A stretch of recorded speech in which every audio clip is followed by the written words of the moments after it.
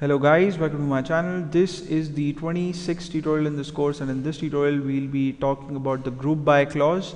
And the group by clause, as the name suggests, is used for grouping identical data into groups, right? And it's used with the select query, and if you've got your where clause in the select query, then you must make sure that the group by follows the where clause, and if you've got order by in your query, then group by has to precede the order by. So if you've got all three, then the sequence in which you should have these clauses is you should have where first, and then group by, and then the order by clause at the end, right? And we'll understand how the group by works through examples, and it can be a little tricky to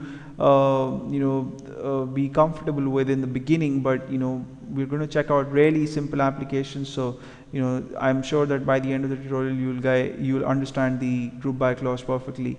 So the syntax of group by, as I mentioned, if you've got all three clauses, then the sequence, that's something that you have to be careful about.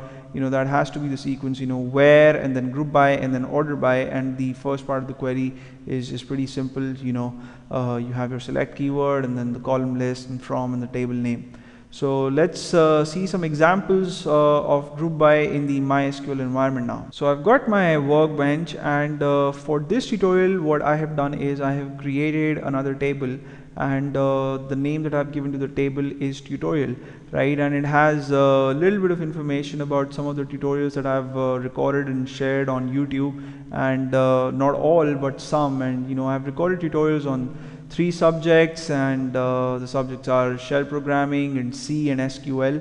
So let me show you the structure of the table, and then we'll talk about it a little bit. So the name of the tutorial, as name of the table, as I said, is tutorial, and I'll execute the query to show you guys the fields that I have in the table. So ID is one field, and this field holds numbers to represent the tutorials, and then I've got the title field that holds the title or the name of the tutorial, and then the subject, that is the subject to which the tutorial belongs. So if it's a C tutorial, then the subject would be C. If it's a shell programming tutorial, then the subject would be shell programming. And duration, this is a decimal field, and this is the duration in minutes. So if it's 4.5, it means 4 minutes and 30 seconds. And then the upload date, or the it's a date field, and I have chosen 3 values for this field. So all SQL tutorials have the same upload date, and all C tutorials have the same upload date, and all shell programming tutorials have the same upload date. So I'll show you guys the rows that I have in the table. I've also inserted some data in it, and select star from tutorial would be the query that I would use to see the data. So this is all the information that I have put in the table. So there are some tutorials that belong to SQL, and some tutorials that belong to C, and some tutorials that belong to shell scripting. And I've also populated the duration and upload date fields. And another thing that you must pay attention to is that the upload date for all SQL tutorials is the same, and that is 8th August 2013. The upload date for all C tutorials is the same, that's 4th April 2013, and the upload date for all shell scripting tutorials is also the same, which is 1st January 2013, right? And there's nothing else to note in this table. And what I'm going to try to do now is I'm going to try to find out the number of tutorials I have for each subject, right? And just think about it. I want to find out the number of tutorials I have in each subject. So I would have to first create groups of subjects, right? So I would put all the SQL tutorials in one group, and I would put all the C tutorials in one group, and all the shell scripting tutorials in one group. And these groups would not be created within the table, but when you pull out information from the table, when you see the results in the results set, they can be arranged into groups at that time, and you can see the arrangement, the group arrangement in the results set.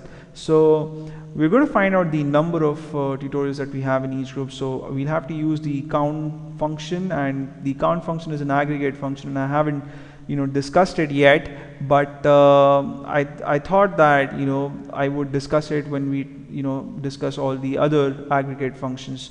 But we'll use it now, and it's really simple. There's hardly anything in it to understand. So I'll type in select first, and then the subject field, because we want to see the subject names as well, and then I'll type in the keyword count, and within parentheses I'll type in asterisk, right? So this is going to return the number of records that the result set is going to get to us.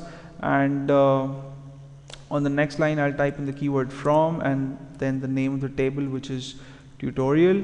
And on the next line I'll type in group by, and then I'll type in the field on which I want the groups to be created, and that in this case would be subject, and I'll put in a semicolon at the end. And when I execute this query, I see that I have uploaded 8 tutorials on C and 4 tutorials on shell scripting and 5 tutorials on SQL. Well, in reality I have uploaded a lot more, but these are all the rows that I have in the table at the moment. So the count star function, I hope you guys are not confused about it. It just helps us calculate the number of records that are present in each group, right? So first the select star query was executed, then the groups were clubbed together, and the tutorials were clubbed together into groups, and then the number of rows that were put together in each group were returned through the count star function. And next, if I want to find out the duration of each playlist, right? So the way I'm going to do that is, again, I'm going to group by subject, but this time I'm going to use another aggregate function, not the count star function, but the sum function, right? And I'll sum on the duration field, right? And when I execute this query, I see that the duration of the playlist on C is 48.17, and the duration of the playlist on shell scripting is 16.88, and the duration of the playlist on SQL is 25.55. And again, I didn't do anything fancy. It's pretty simple. I've just used this function, and we haven't seen this in this course, and we'll be having tutorials on aggregate functions, and I'll talk about count and some more aggregate functions in that tutorial. But for the time being, just know that this adds numbers together. So the groups again were created on the subject field, and the values that are present for each record in the duration field, those values were added for each group, right? And then the values were displayed in the result set. So I hope the group by clause is clear to you guys, and in case you have doubts, you can send me messages, or you can comment on the video, and I'll try to reply. And thank you so much for watching this tutorial. I'll see you in the next one, in which we'll discuss something interesting. And please subscribe to my channel if you haven't already, and I'll see you soon.